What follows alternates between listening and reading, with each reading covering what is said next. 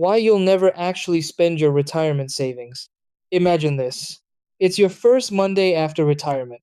You wake up without an alarm for the first time in 40 years. You make a cup of coffee, sit near the window, and open your investment account.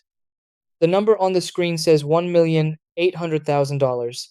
You smile for a second, then something unexpected happens. You close the laptop. You decide not to book the family trip you've been talking about for years. You tell yourself, maybe next year. But why? You spent decades building this money so you could finally enjoy life. So why does spending even a small part of it suddenly feel so uncomfortable? Here's the surprising truth. For many retirees, the biggest retirement problem isn't running out of money. It's never feeling safe enough to actually use the money they already have. And once you understand why this happens, you'll never look at retirement the same way again. Today, we're going to explore something that most retirement conversations completely ignore. It isn't about investment returns, it isn't about finding the perfect withdrawal rate. It's about something much more powerful. It's about how your brain sees your money. Because sometimes the biggest obstacle to enjoying retirement isn't your portfolio, it's your mindset. Now, before we go any further, I want you to imagine something. Picture a large oak tree. When it was just a tiny seed, you watered it every week. You protected it from storms. You watched it grow year after year. Now imagine that after 40 years, someone finally tells you, great, the tree is ready. Now enjoy its fruit. Sounds simple, right? But after protecting it for so long, many people hesitate. They still want to protect the tree. That's exactly what happens with retirement savings. For 30 or 40 years, your job was simple: save, invest, protect, repeat. Every paycheck became another step toward the future.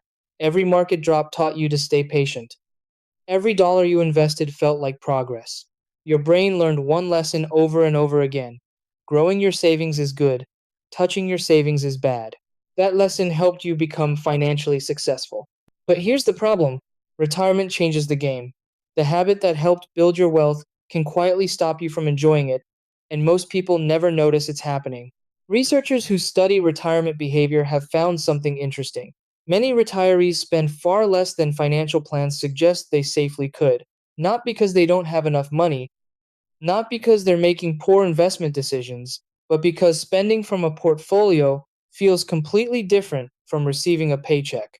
Let's make this easy to picture. Imagine you receive a monthly Social Security payment. The money arrives in your checking account. It feels normal. It feels earned. It feels like income. Now imagine taking that exact same amount from your investment account. Nothing changes mathematically. The dollars are identical, but emotionally it feels different. This time you watch your account balance go down. Even if your retirement plan says everything is perfectly fine, it still feels like you're losing something. And that's where our brains play a trick on us. Think about your own life. If someone gave you a $100 gift card for your favorite restaurant, you'd probably enjoy using it. But if someone asked you to take $100 directly from your savings account for dinner tonight, would it feel the same? For most people, not even close. The amount didn't change, only the label changed. One felt like spending, the other felt like losing. And that's exactly how many retirees experience their retirement savings. Their portfolio stops feeling like freedom, it starts feeling like something fragile that must be protected at all costs. Let's meet someone we'll call Susan. Susan worked as a nurse for 38 years. She retired at 66. Her house was paid off. She had no credit card debt. She received Social Security every month. She also had a retirement portfolio worth about $1.5 million. dollars. According to her financial plan, she could comfortably spend more than she actually needed. But something interesting happened. Her daughter invited the whole family on a vacation. Susan wanted to go. She could easily afford it. Yet she almost said no. Not because she didn't have the money, because she didn't want to touch her investments. She kept thinking, what if the market falls next year? What if I live longer than expected? What if something unexpected happens? None of those questions were unreasonable, but together they created something much bigger than caution. They created fear, and fear has a strange way of making later feel safer than today. The problem is, retirement doesn't wait. The years when you can easily travel, play with your grandchildren, walk through national parks, or take that dream train ride across America don't last forever. Money can grow again. Time cannot. That's one of the biggest lessons retirement teaches. Now, here's something that surprised me when I first started studying retirement behavior. Many retirees don't actually spend more as they get older. In fact, spending often becomes lower over time.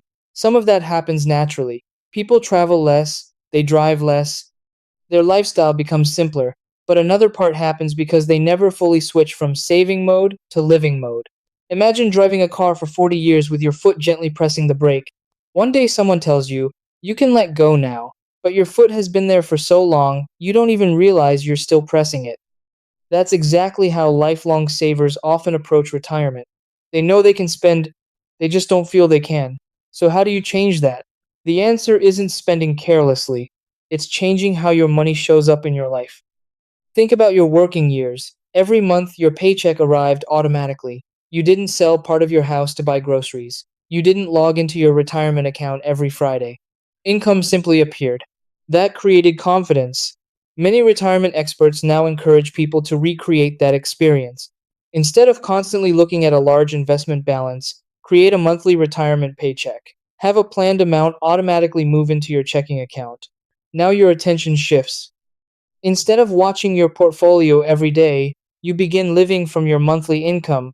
That simple change can reduce anxiety because your brain stops seeing every expense as another piece of your future disappearing. Instead, it feels like the paycheck you've trusted your entire adult life. Here's another idea I want to leave you with. Stop measuring retirement by your account balance. Start measuring it by your experiences. Did you spend time with family? Did you visit places you've always wanted to see? Did you help someone you love? Did you wake up without worrying about work? Those are returns too. They're just not shown on a financial statement. Before we finish, I want to take you back to where we started. It's your first Monday morning after retirement. You're sitting by the window, coffee in your hand. Your investment account is open. The number on the screen hasn't changed very much, but something else has. You understand that this money was never meant to win a competition. It was never meant to become the biggest number possible. It was meant to quietly support the life you've spent decades building. Because one day, no one will remember the highest balance your portfolio ever reached, but your family will remember the vacations you took together. Your grandchildren will remember the afternoons you spent with them. And you'll remember whether you gave yourself permission to truly enjoy the freedom you worked so hard to create.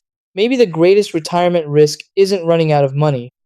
Maybe it's reaching the finish line and never allowing yourself to enjoy the prize. If today's video changed the way you think about retirement, I'd love to have you join me again next week. We'll keep making complicated money topics simple, practical, and worth remembering. Until then, take care of your money, but don't forget to let your money take care of your life.